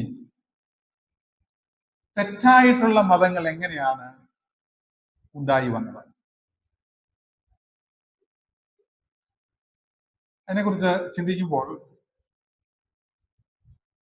ഈ തെറ്റായിട്ടുള്ള ചിന്താഗതി ഉരുത്തിരിഞ്ഞു വരുവാൻ അതിന്റെ മൂല കാരണമായിട്ട് നിന്നത് പാപമാണ്. The fall, corrupted worship. ആദ്യ മനുഷ്യൻ പാപത്തിൽ വീണത് മൂലം തെറ്റായിട്ടുള്ള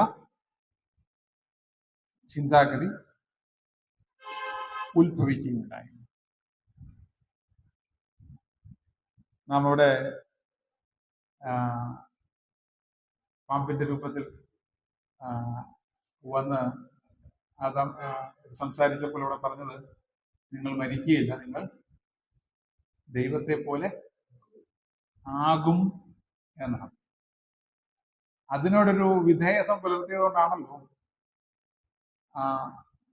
ഖനി ഭക്ഷിക്കുവാനായിട്ട് മുതിർന്നത്. അപ്പോൾ സത്യദൈവത്തിൽ നിന്ന് വ്യതിചലിക്കുന്ന ഒരു ചിന്ത അവിടെ ഉത്ഭവിക്കുക ഉണ്ടായി. നാം ഉൽപ്പത്തി പുസ്തകം വായിക്കുമ്പോൾ നമുക്ക് കാണുവാനായിട്ട് സാധിക്കും.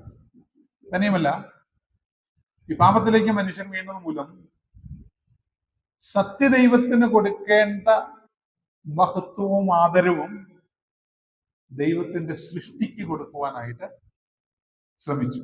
അതുകൊണ്ടാണ് റോമാലേഖനം 1-ാം അധ്യായം 21 മുതൽ 23 വരെയുള്ള വാക്യങ്ങൾ വായിക്കുമ്പോൾ ദൈവത്തിന്റെ മഹത്വം വിഗ്രഹങ്ങൾക്കും മനുഷ്യന്റെ കൈപ്പണിയായിട്ടുള്ള വസ്തുക്കൾക്കൊക്കെ കൊടുത്തു എന്ന് അവിടെ അപ്പോസ്തലൻ രേഖപ്പെടുത്തിയിരിക്കുന്നു. പാപത്തിൽ മനുഷ്യൻ വീണത് മൂലം ദൈവത്തെ കുറിച്ചുള്ള ചിന്തയ്ക്ക് ഒരു വികല സ്വഭാവം വരുവാനായിട്ട് തുടങ്ങി. അതിന്റെ പരിണിത ഫലമായിട്ട് സൃഷ്ടാവിനെ ആരാധിക്കുന്നതിന് പകരം ദൈവം സൃഷ്ടിച്ച സൃഷ്ടിയെ ആരാധിക്കുവാനായിട്ട് മനുഷ്യൻ തുടങ്ങി. അതിന് പല രൂപവും ഭാവവും ഉണ്ടായി വന്നു എന്നുള്ളത് മാത്രം നാം ഓർത്താൽ മതി. രണ്ടാമത്, ബാബേൽ ഗോപുരവും വ്യത്യസ്തങ്ങളായിട്ടുള്ള മതങ്ങൾ.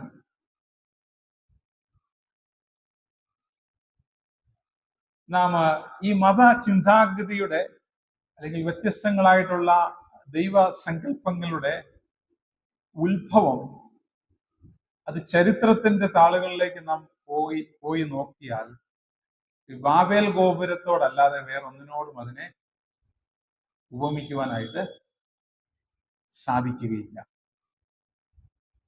നാം 11-ാം അധ്യായം ഉൽപ്പത്തി 11-ന്റെ 1 മുതൽ 9 വരെയുള്ള വാക്യങ്ങൾ നാം വായിക്കുമ്പോൾ ഭാഷ കലക്കി അവരെ എല്ലാവരെയും ചിതറിച്ചു.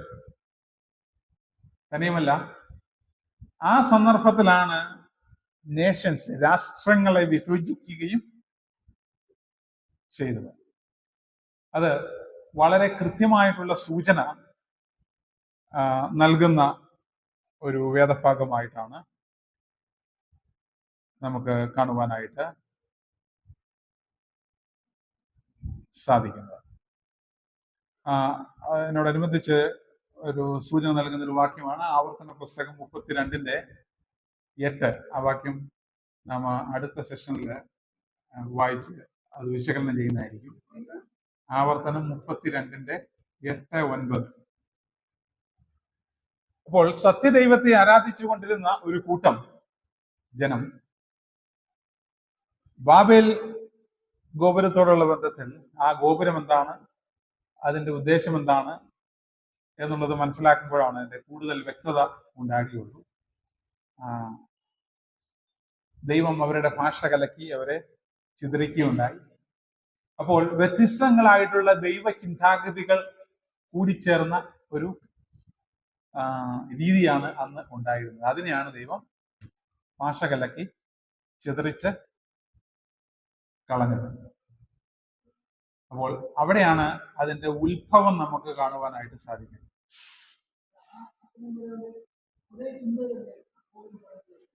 ഒരേ ചിന്തയാണെങ്കിലും അതിന്റെ ഉദ്ദേശം വ്യത്യസ്തമാണ്. അതിന്റെ ഉദ്ദേശത്തെ കുറിച്ച് നമ്മൾ അടുത്ത ടോപ്പിക്കിൽ അത് ഡീൽ ചെയ്യുന്നുണ്ട്. അപ്പോൾ നമുക്കത് ചർച്ച ചെയ്യാം. പിന്നീട് നാം കാണുന്നത് വിഗ്രഹാരാധന ഒരു അംഗീകരിക്കപ്പെട്ട ഒരു സംവിധാനമായിട്ട് നിലവിൽ വരുന്ന ഒന്നാണ് കാണുവാനായിട്ട് സാധിക്കുന്നത്. ബൈബിളിൽ നിന്ന് വാക്യങ്ങൾ എടുക്കുന്നത് പുറപ്പാട് പുസ്തകം 32:1 മുതൽ 4 വരെയുള്ള വാക്യങ്ങൾ. സ്വർണം കൊണ്ടുണ്ടാക്കിയ കാളക്കുട്ടി, അതിനെ ആരാധിക്കുന്ന കാണുന്നു. സങ്കീർത്തനം 115:4 മുതൽ 8 വരെയുള്ള വാക്യങ്ങൾ, വിഗ്രഹങ്ങൾ മനുഷ്യന്റെ കൈവേലയാണ് എന്ന് നാം കാണുന്നു. യെരമ്യാവ് 10 മുതൽ 14 വരെയുള്ള വാക്യങ്ങളിൽ യഹോവയാണ് സത്യദൈവം എന്നുള്ള വസ്തുത അവിടെ രേഖപ്പെടുത്തുന്നു. അപ്പോൾ ഈ വികലമായിട്ടുള്ള ചിന്താഗതി മനുഷ്യന്റെ ഉള്ളിൽ വരികയും അതിന് ചില രൂപങ്ങളും ഭാവങ്ങളും കൊടുക്കുവാനായിട്ട് അവർ ശ്രമിച്ചു. അതിന്റെ പരിണിത ഫലമായിട്ടാണ് പല തരത്തിലുമുള്ള വിഗ്രഹങ്ങൾ വരികയും അതിനെ ആരാധിക്കുകയും നമസ്കരിക്കുകയും ചെയ്യുന്ന ഒരു സ്ഥിതിവിശേഷത്തിലേക്ക് വന്നത്. കാലക്രമത്തിൽ ഒരു ഏകസത്യ ദൈവമായിരിക്കുന്ന ഒരു വ്യക്തി, ഗോഡ് ഈസ് എ പേഴ്സൺ, ആ ഏകസത്യ ദൈവമായിരിക്കുന്ന ഒരു വ്യക്തിയുമായിരിക്കുന്ന ദൈവത്തെ മാറ്റി അതിന്റെ സ്ഥാനത്ത് വിഗ്രഹത്തെ പ്രതിഷ്ഠിക്കുന്ന നിലയിലേക്ക് കാര്യങ്ങൾ നയിക്കുകയുണ്ടായി. ഈ സന്ദർഭത്തിലാണ്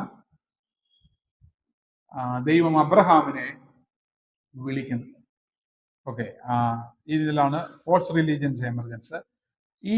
ഈ ഒരു സംവിധാനങ്ങൾ നിലവിലുള്ളപ്പോൾ ദൈവം ഈ കാലഘട്ടങ്ങളിൽ ദൈവം ചെയ്തൊരു പ്രവൃത്തി, ദൈവം തന്റെ വെളിപ്പാടുകൾ തന്റെ ജനത്തെ അറിയിക്കുന്നു.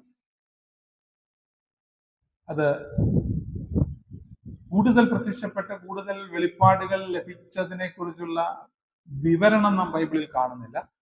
എന്നിരുന്നാലും തിരുവചനത്തിന്റെ താളുകൾ ദൈവം ഉപയോഗിച്ച വ്യക്തികളെ ഒക്കെ നോക്കുമ്പോൾ ദൈവം തന്റെ വെളിപ്പാടുകൾ അവരെ അറിയിച്ചുകൊണ്ടിരുന്നു എന്നുള്ളൊരു സൂചനയാണ് നമുക്ക് ലഭിക്കുന്നത്. ഇവിടെ അബ്രഹാമിനെ ദൈവത്തിന്റെ പദ്ധതി നിറവേറ്റുവാനായിട്ട് തിരഞ്ഞെടുക്കുന്നു.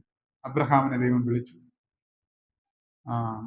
അതേപോലെ അവൻ വിശ്വാസത്താൽ നീതീകരിക്കപ്പെട്ടു എന്ന് നാം തിരുവചനത്തിൽ വായിക്കുന്നു. പിന്നീട് മോശയിൽ കൂടെ ന്യായപ്രമാണം കൊടുത്തു. ഇതെല്ലാം ഈ വിഗ്രഹാരാധനയും മറ്റ് മതചിന്താഗതികളും നിലനിന്നിരിക്കുന്ന ഒരു പശ്ചാത്തലത്തിലാണ് ഇതെല്ലാം കൊടുത്തത് എന്ന് നാം ഓർത്തിരിക്കേണ്ടത് ആവശ്യമാണ്. ഇവിടെ 10 കൽപ്പന, യഹോവയായിരിക്കുന്ന ദൈവം മാത്രമേ ഉള്ളൂ, അവിടെ നിന്നാണ് ഏകദൈവം എന്നുള്ളത് പല ആവർത്തി പ്രസ്താവിക്കുകയും ചെയ്തു. ആ വെളിപ്പാടിന്റെ പൂർത്തീകരണമായിട്ട് ക്രിസ്തു ദൈവമനുഷ്യനായിട്ട് വെളിപ്പെടുകയും ഞാനാണ് വഴിയും സത്യവും ജീവനുമെന്ന് അവകാശപ്പെടുകയും ദൈവത്തെ ആരാധിക്കുന്നവർ അവനെ ആത്മാവിലും സത്യത്തിലും ആരാധിക്കണം. ദൈവം ആത്മാവാകുന്നു. ദൈവം മനുഷ്യരോട് അതിന്റെ പൂർണ്ണതയിൽ തന്റെ പുത്രനിലൂടെ വെളിപ്പെടുത്തി എന്നുള്ള കാര്യവും ഈ വ്യത്യസ്ത മത ചിന്താഗതികളുടെ ഇടയിലും ദൈവം തന്റെ വെളിപ്പാടുകളിലൂടെ സത്യദൈവത്തെക്കുറിച്ചുള്ള ധാരണയും ചിന്തയും മനുഷ്യർക്ക് ദൈവം കൊടുത്തു. അത് വളരെ വ്യക്തമായിട്ട് നമുക്ക് കാണുവാനായിട്ട് സാധിക്കും. അടുത്തത് വേറെ ചോദ്യങ്ങളൊന്നും ഇല്ലെങ്കിൽ അടുത്ത ടോപ്പിക്കിലേക്ക്. Tower of Babel and religious diversification. Babel ഗോപുരവും വിവിധ മതങ്ങളുടെ ഉത്ഭവവും ഭാഷാപരമായിട്ടും സംസ്കാര സംബന്ധിച്ചും മതവിശ്വാസങ്ങൾ സംബന്ധിച്ചും മനുഷ്യൻ അല്ലെങ്കിൽ മനുഷ്യ സമൂഹം വ്യത്യസ്ത ചിന്താഗതികൾ പുലർത്തുന്നതിൻ്റെ അടിസ്ഥാനം, അതിൻ്റെ ഉത്ഭവം, അതിൻ്റെ ഒരു ടേണിംഗ് പോയിന്റ് നമുക്ക് കാണുവാൻ സാധിക്കുന്നത് ബാബേൽ ഗോപുരം സംബന്ധിച്ച വിഷയത്തിലാണ്. ഇവിടെ ഭാഷകൾ, ദൈവം ഭാഷ കലക്കി. ഈ ഭാഷ കലക്കിയതോടുകൂടെ ഇതുവരെ അവർ ചിന്തിക്കുകയും മനസ്സിലാക്കുകയും ചെയ്ത വസ്തുതകൾ അവർ തമ്മിൽ പറഞ്ഞ് സത്യവും മിഥ്യവുമായിട്ടുള്ള കാര്യങ്ങളൊക്കെ കൂടി ചേർത്ത് പല കാര്യങ്ങളും ആശയങ്ങളും പ്രചരിപ്പിക്കുകയൊക്കെ ചെയ്തു. അങ്ങനെ ഈ വേർപെട്ടു പോയ സമൂഹങ്ങളെല്ലാം ഒരു സമൂഹം, ആ സമൂഹങ്ങളെല്ലാം അവരുടെ ചിന്താഗതികൾ, അവരുടെ വിശ്വാസങ്ങൾ, അതിനുതകുന്ന നിലയിലുള്ള സാംസ്കാരിക രീതിയിലുള്ള കാര്യങ്ങളൊക്കെ രൂപപ്പെടുത്തി അവർ ഓരോ സമൂഹങ്ങളായിട്ട് നില കൊണ്ടു എന്നുള്ളതാണ് നമുക്ക് പൊതുവെ ചിന്തിക്കുവാനായിട്ട് സാധിക്കും. ഇവിടെ ബാബേൽ ഗോപുരത്തിൽ നടന്ന സംഭവം എന്താണ്? എന്തിനാണ് ദൈവം ഭാഷ കലക്കി? ആശയവിനിമയം ചെയ്താൽ എന്താ കുഴപ്പം? അവിടെ നാം ജനത്തിന്റെ അഹങ്കാരം, പ്രൗഡാണ് പ്രധാന കാരണമായിട്ട് നമുക്ക് കാണാൻ സാധിക്കുന്നത്. ഉൽപ്പത്തി പുസ്തകം 11 1 മുതൽ 4 വരെയുള്ള വേദഭാഗങ്ങൾ വായിക്കുമ്പോൾ അവിടെ നാം കാണുന്നത് ചില നിരീക്ഷണങ്ങൾ. The whole earth had one language and one speech. ഒരു ഭാഷയും ഒരു സ്പീച്ചും. ലാംഗ്വേജ് ആൻഡ് സ്പീച്ച് എന്ന് വെച്ചാൽ, ഇന്ന് മലയാളം ഭാഷയുണ്ടെങ്കിൽ മലയാള ഭാഷയ്ക്ക് ഒന്നിലധികം സ്പീച്ചുണ്ട്. അതിന് എന്താ മലയാളം പറയുന്നത്?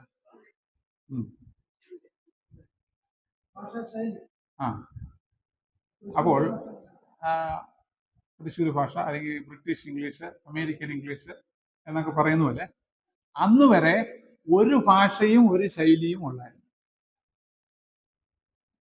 ഓക്കെ, ആ സന്ദർഭത്തിലാണ് ഭാഷ കലക്കി എല്ലാവരും ചിതറിപ്പോയത്. ഇവരെല്ലാവരും കൂടി ചേർന്ന് ഒരു പട്ടണം, ഒരു ഗോപുരം തന്നെ പണിയുവാനായിട്ട് പദ്ധതിയിട്ടു. അതിനൊരു വിശേഷണം അവിടെ കൊടുക്കുന്നുണ്ട്. എന്താണ്? അതിന്റെ അഗ്രം എവിടെ ചെല്ലണം? സ്വർഗത്തിൽ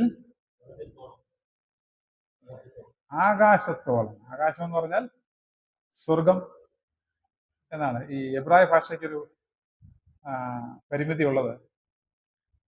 എബ്രായ ഭാഷയല്ല, അന്ന് പണ്ടത്തെ ഭാഷകൾക്കൊക്കെ, ഏൻഷ്യൻ ലാംഗ്വേജസിനൊക്കെ ഉള്ള ഒരു പൊതുവായിട്ടുള്ള ഒരു പരിമിതി, അതിന് വെക്കാബുലറി കുറവാണ്. അപ്പോൾ ഒരു വെക്കാബുലറി, ഒരു വാക്ക് ഉപയോഗിച്ചുകൊണ്ട് പല കൺസെപ്റ്റ് ഇൻട്രൊഡ്യൂസ് ചെയ്യാനായിട്ട് ശ്രമിക്കും. അപ്പോൾ ആകാശത്തോളം വരണമെന്ന് നമ്മുടെ പരിഭാഷയിലൊക്കെ പറയുന്നുണ്ടെങ്കിൽ അവിടെ ഉപയോഗിച്ചിരിക്കുന്ന പദം സ്വർഗം. സ്വർഗത്തിനും ആകാശത്തിനും ഒരേ എബ്രായ പദമാണ് ഗ്രീക്കിലും ഇംഗ്ലീഷിലും ഒക്കെ, ഹീബ്രുവിലും ഒക്കെ ഉപയോഗിച്ചിരിക്കുന്നത്.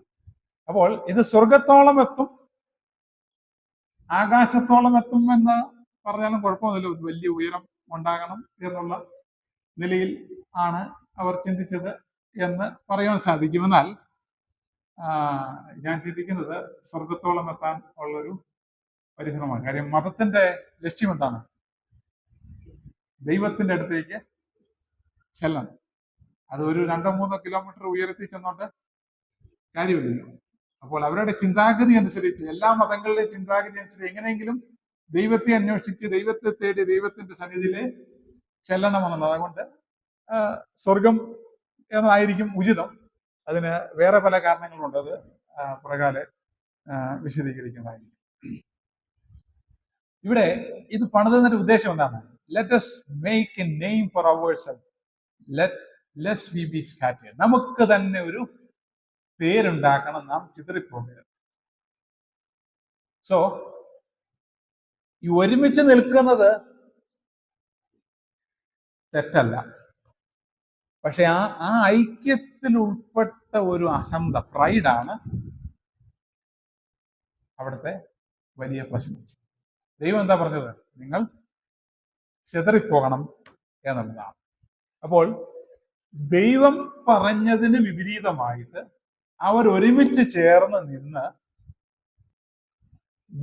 സ്വർഗത്തോളം എത്തുന്ന ഒരു ഗോപുരം പണിയുവാനുള്ളൊരു ശ്രമമാണ് അവർ നടത്തിയത്. എന്നുവെച്ചാൽ സ്വയം മഹത്വം, സ്വയം ഗ്ലോറി, അഹന്ത, ദൈവകൽപ്പനയ്ക്ക് വിപരീതമായിട്ട് ഒത്തുചേരുന്ന ഒരു പ്രവൃത്തി. അതാണ് ആ കാര്യത്തിൽ ദൈവം ഇടപെടാൻ കാരണമായി തീർന്നു. ഇതുമൂലം ദൈവം ഭാഷ കലക്കിക്കളഞ്ഞു. ഈ സംഭവത്തെ സംബന്ധിച്ച്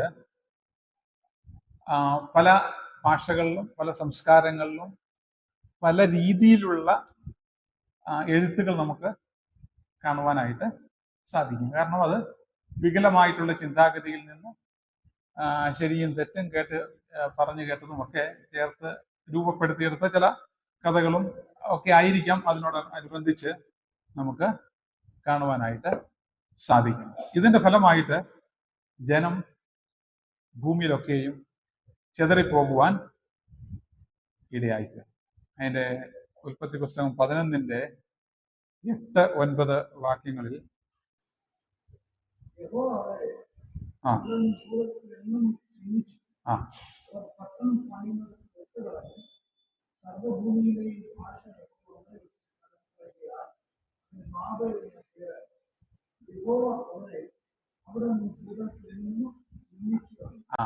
ചിതറിച്ചത് യഹോവയാണ്. ഭൂതലത്തിൽ എങ്ങും ചിതറിച്ചത് യഹോവയാണ്.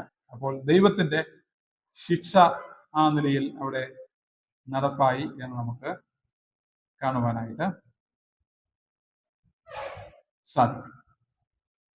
ഇവിടെ ഞാൻ നേരത്തെ ബൈബിളിലെ ഒരു ചരിത്ര സംഭവം കൂടെ നാം ഇതിനോട് ചേർത്ത് ചിന്തിക്കേണ്ടത് ആവശ്യമാണ്. ദൈവം പ്രളയം അയച്ചു. പ്രളയം ദൈവം അയക്കാൻ കാരണം എന്താണ്?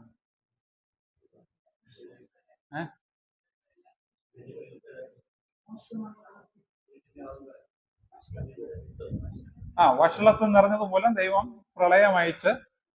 എന്തായിരുന്നു വഷളത്വം?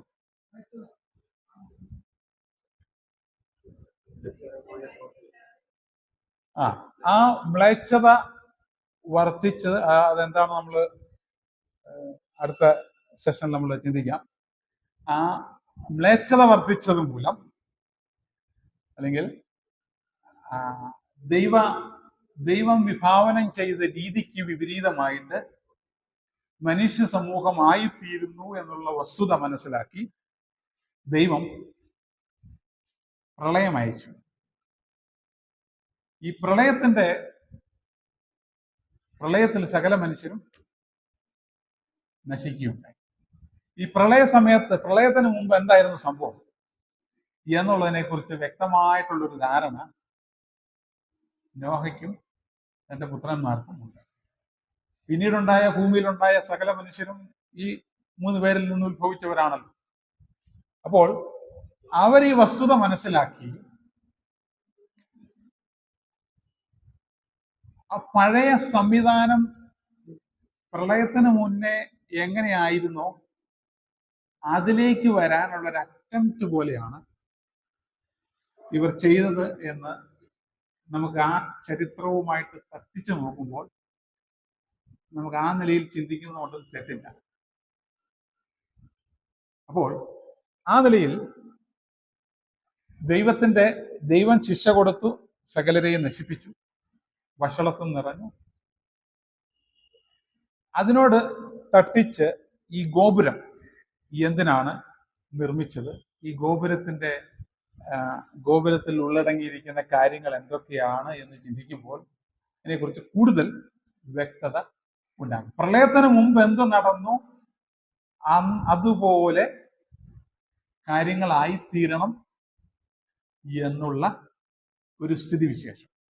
ഈ ബാബേൽ ഗോപുരം പണിയാനായിട്ട് മുൻപന്തിയിൽ മുൻകൈയെടുത്ത ആരാണ്? ഒരു വ്യക്തിയുടെ പേര് പറയുന്നുണ്ട് ബൈബിളിൽ. നിമ്രോദ്. നിമ്രോദ് ആരാണ്?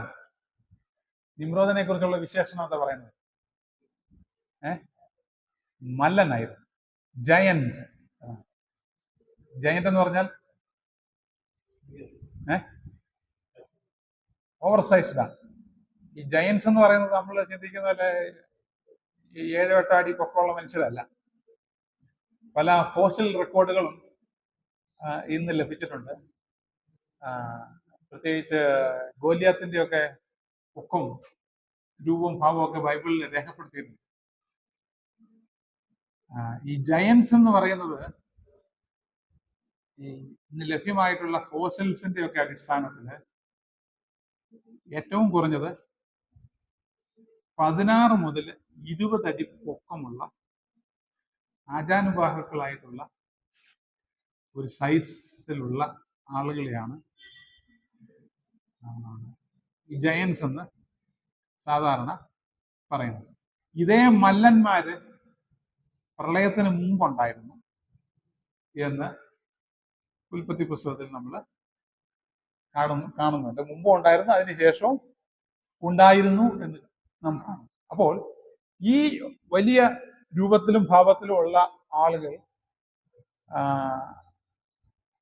അവർക്ക് ചില അമാനുഷിക ശക്തികൾ മുമ്പ് ഉണ്ടായിരുന്നു എന്നുള്ളത് ഊഹിക്കാൻ കഴിയും.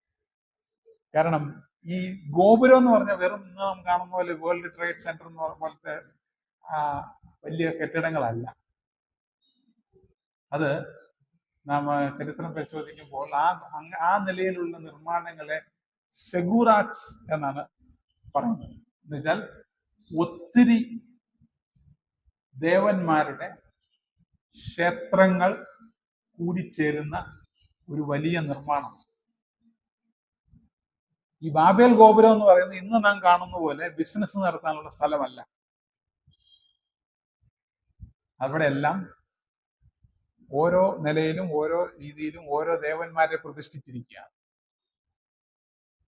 ഇതിനകത്ത് പ്രവേശനം ഇതിന്റെ പുരോഹിതന്മാർക്ക് മാത്രമാണ് പ്രധാനമായിട്ടും ഇതിനകത്ത് പ്രവേശനം ഉള്ളത്.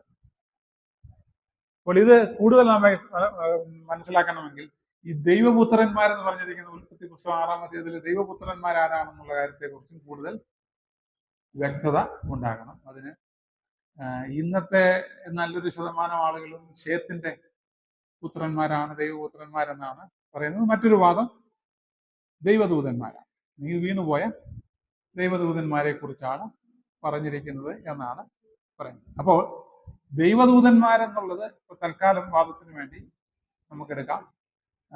ശേത്തിന്റെ വംശപാരമ്പര്യമാണെന്നുള്ള ചിന്താഗതി പോലും വന്നത് ക്രിസ്തുവിന് ശേഷം ഏകദേശം 500-600 വർഷങ്ങൾക്ക് ശേഷമാണ്. ഈ ശേത്തിന്റെ വംശപാരമ്പര്യത്തിൽപ്പെട്ട ആളാണ് ഈ ദൈവപുത്രന്മാരെന്ന് പറയാൻ പോലും തുടങ്ങിയത്. അതുപോലെ യഹൂദ ചിന്താഗതി അനുസരിച്ചും ക്രിസ്തുവിന്റെ സമയത്തുമൊക്കെ വീണുപോയ ദൂതന്മാരാണ് ദൈവപുത്രന്മാർ എന്നുള്ളത് ഉൽപ്പത്തി പുസ്തകം 6-ൽ പറയുന്നത് വീണുപോയ ദൂതന്മാരാണ് എന്നുള്ള ഒരു അണ്ടർസ്റ്റാൻഡിങ് ആണ് പൊതുവെ ഉള്ളത്. കാരണം ബൈബിളിലെ ദൈവപുത്രന്മാരെന്നുള്ള പ്രയോഗങ്ങളിലെ ഭൂരിഭാഗവും, ചില പ്രയോഗങ്ങൾ ഇസ്രായേൽ മക്കളെ സംബന്ധിച്ച് ദൈവപുത്രന്മാരെന്ന് പറഞ്ഞിട്ടുണ്ടെന്നുള്ളത് ഒഴിച്ചു വെച്ചാൽ ബാക്കി എല്ലാ ഭാഗങ്ങളും വീണുപോയ ദൂതന്മാരാണ് എന്നുള്ളതിന്റെ സൂചന നൽകുന്ന ഒന്നാണ്. അതിനെക്കുറിച്ച് നമുക്ക് ദൈവപുത്രന്മാരാരാണ് എന്ന് ചെറിയൊരു സെഷൻ നമ്മൾ പ്ലാൻ ചെയ്യുന്നുണ്ട്. അന്നേരം അതിനെക്കുറിച്ച് കൂടുതൽ വിശദമായിട്ട് ചിന്തിക്കാം. ഞാൻ പറയുന്ന കാര്യം ഒന്ന് വ്യക്തമാക്കാൻ വേണ്ടി ഒരു ആമുഖമായിട്ട് ഇത്രേ പറഞ്ഞു എന്നേ ഉള്ളൂ. അപ്പോൾ അവർ ദൈവപുത്രന്മാർ വീണുപോയ ദൂതന്മാരാണെങ്കിൽ പ്രളയത്തിന് മുമ്പേ ദൂതന്മാർ വന്നു അവരും മനുഷ്യരുമായിട്ട് ഉള്ള സംയോജനത്തിൽ അടുത്ത തലമുറ ജനിച്ചു. ആ നിലയിൽ പല കാര്യങ്ങളും അവർക്ക് സാധിച്ചിരുന്നു. പക്ഷെ ഇപ്പോൾ ആ നിലയിലുള്ള സംവിധാനം ഉണ്ടാകുന്നില്ല. അതുകൊണ്ട് ഇവർ ഈ ഗോപുരം പണിതതിനാണ്. ഈ ഗോപുരമെല്ലാം വ്യത്യസ്ത ദേവന്മാരുടെ ആവാസ കേന്ദ്രങ്ങളാണ്. അവര് മുകളിൽ നിന്നാണ് വന്നതെന്നറിയാം. ദൈവപുത്രന്മാര് അല്ലെങ്കിൽ വിദൂതന്മാര് വന്നത് മുകളിൽ നിന്നാണെന്നുള്ള കാര്യം ഇവർക്കും അറിയാം. അവർക്കിപ്പൊ താഴോട്ട് വരാൻ പറ്റുന്നില്ല. അതുകൊണ്ട് മനുഷ്യൻ മുകളിലോട്ട് പോയി പണ്ടുണ്ടായിരുന്ന സ്ഥിതിവിശേഷം പുനഃസ്ഥാപിക്കുവാനുള്ള ഒരു പരിശ്രമമായിരുന്നു ബാബേൽ ഗോപുരത്തിന്റെ നിർമ്മിതിയുടെ പിന്നിലെ രഹസ്യ താല്പര്യം. അതാണ് ദൈവം തച്ചുടച്ച് ഭാഷ കലക്കി തച്ചുടച്ച് കളഞ്ഞത് എന്ന് നമുക്ക് ചിന്തിക്കുവാനായിട്ട് സാധിക്കും. ഇതിനെക്കുറിച്ച് ഇച്ചിരൂടെ വിശദമായിട്ട് ഞാൻ പുറകാലെ പറയുന്നതായിരിക്കും. മേലോട്ട് കയറുന്ന വെച്ചാൽ ഈ അവർക്ക് അല്ലാതെ പോകാൻ പറ്റത്തില്ലല്ലോ. അവർക്ക് ഈ ദേവന്മാരുടെ ആവാസ സ്ഥാനമാണ് ഈ ഗോപുരങ്ങൾ. ഒന്നല്ല, ഒത്തിരി ഉണ്ട്. അപ്പോൾ അതിലൂടെ മുകളിൽ ചെന്ന് പഴയതുപോലെ അവരുമായിട്ടുള്ള ബന്ധം പുലർത്തി ആചാനുവാഹുക്കളും കൂടുതൽ ശക്തി, നമ്മൾ ഇതിന്റെ കൂടുതൽ കാര്യങ്ങൾ മനസ്സിലാക്കണമെങ്കിൽ ഹാനോക്കിന്റെ പ്രവചനം എന്ന് പറഞ്ഞൊരു പുസ്തകമുണ്ട്.